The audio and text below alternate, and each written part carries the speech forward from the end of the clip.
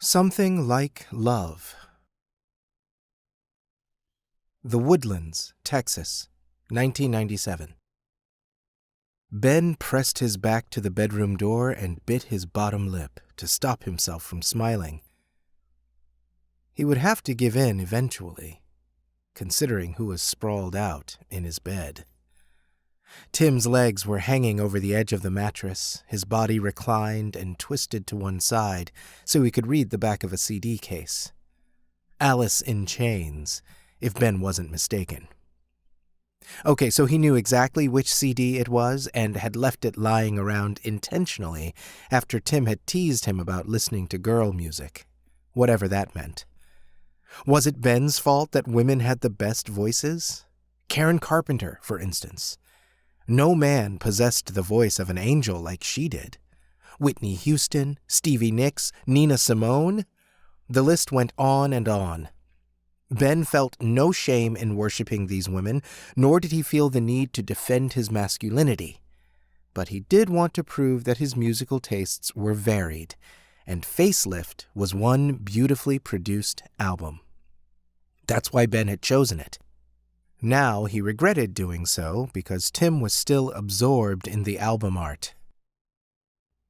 Ben casually reached behind himself to push a button on the doorknob. This caused a metallic clink, which was enough for Tim to raise his head. He knew what that sound implied. Or maybe not. "Why are you locking the door?" Tim asked. "Why do you think?" Ben replied, sauntering forward. The weather was heating up, and for whatever reason, that always made him hornier than usual. "Your parents are home," Tim said, eyes widening with trademark paranoia. Ben shrugged. "So?" "So they could hear us." "Oh, no," Ben deadpanned. "Like they haven't heard us 1,000,000 times already. We might be a secret to your parents, but mine know all about us. Besides, they're cooking dinner together. We've got half an hour of guaranteed privacy, maybe more." "It's a mood killer," Tim persisted. "Or an appetite enhancer," Ben said. "I was hoping for some Mexican sausage myself." He stopped his approach and made a face. "Does something like that exist?" "Chorizo," Tim said with a laugh. "And if mine looked anything like that, I'd have you drive me to the emergency room again." Ben exhaled, feeling rejected. "Fine. Have it your way. Want to see what's on TV?" Tim didn't answer the question. Instead, he looked Ben over like he often did when in the mood. "It is kind of hot in here." "Totally," Ben replied eagerly. Hormones don't hold a grudge. "Way too hot for all these clothes. Here, let me help you out of them."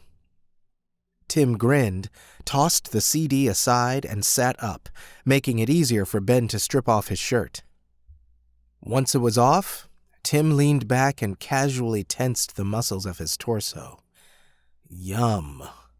Ben was about to fall to his knees and reach for a zipper when Tim spoke. "Now show me yours." "My what?" Ben said demurely. "Your muscles."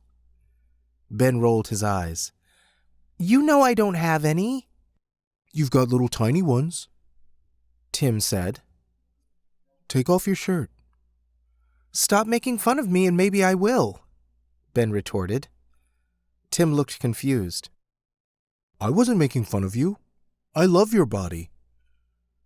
Ben froze. Was that the L word?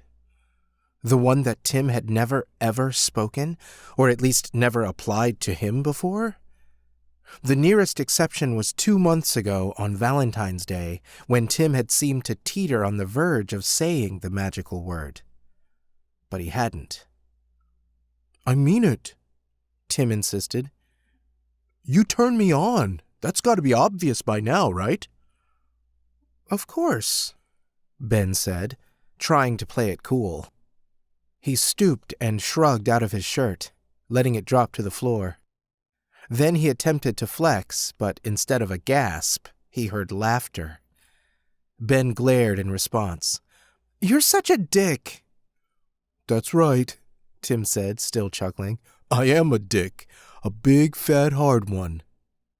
God, that sounded delicious. Ben pounced, Tim lying flat to accommodate him. As horny as Ben was, he didn't go straight for the jeans.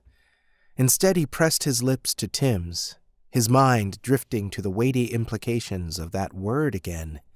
Love. Ben knew from experience that he couldn't force Tim to say it.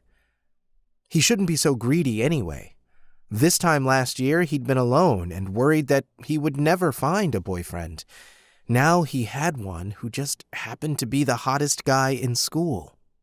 At least Ben thought so. His boyfriend was one of the popular kids, too. Never had he dreamt of such a thing. And yet he still wanted more. Ben pulled back, breaking contact.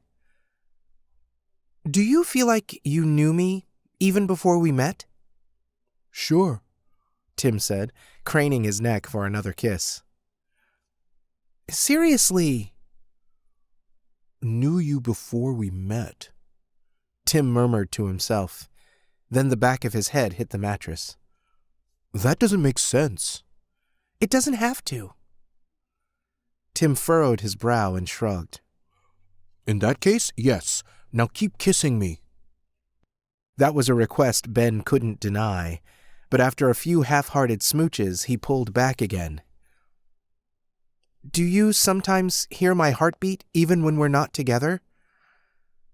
Tim looked incredulous. "No! That would scare the hell out of me." Ben tried again. "Or maybe you say my name just before you fall asleep? Or right when you wake up?" Tim shook his head. "Have you gone crazy?" Ben rolled over to one side. "Never mind." "What? I don't get it." "It doesn't matter." "It must, because things were getting hot, but now you've gone cold." Ben exhaled. "It's just that Ronnie says the nicest things to Allison." "Like how he can hear her heart from miles away?" Tim snorted. "That's one useless superpower." "It's romantic," Ben grumped. "You could learn a thing or two from him." "I just told you that I love your body."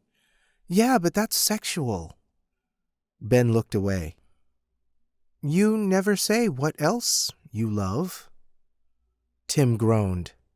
"Not this again." "Yes, this again. I don't get why it's such a big deal." Tim sat upright and reached for his shirt. "They're just words, Benjamin. They don't mean anything." "Then it shouldn't matter. Just say it." "Fine." Tim dropped the shirt and turned to face him. "You know who I love? Do you have any idea who I want to spend the rest of my life with? The guy I'm talking about is my soulmate. He means everything to me. I love him more than anyone." Ben's heart was thudding. "Who?" "Bryce Hunter." Ben stared. Then he started to climb out of bed until Tim grabbed an ankle to stop him. "Let go!" "Nope." Tim did release him, but only to loop an arm around his waist.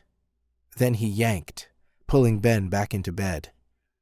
"We're so over," Ben said, struggling to get free, but it was no use because Tim climbed on top to pin him down. "Go back to Krista. I don't care. I'm dating Ronnie Adams now." "You're dating me," Tim said. "Nope, I don't date jerks." "I was trying to show you how empty words are," Tim said. "Anyone can say whatever springs to mind, whatever they know the other person wants to hear. But that doesn't make it true." "So, what is the truth?" Ben asked, feeling vulnerable. Tim lowered himself. "Can I show you?" "No," Ben said, pushing against his chest. Tim ducked his head beneath Ben's arms. "Please, let me show you how I feel." Ben hesitated. So, you do feel something? Tim's face came closer to his own. Can't you tell? Ben stared into silver eyes, trying to discover the truth there. He thought he saw it too, but couldn't be sure. Maybe he was only seeing what he wanted to. Perhaps no one ever knew what the other person truly felt. Tim wasn't attempting to kiss him anymore. He wasn't grinding against him and trying to take things further. He simply held himself above Ben, his gaze never wavering, like a promise that what they had together would never falter, as if it would last forever. Okay, Ben said, wrapping his legs around Tim's waist. Show me everything.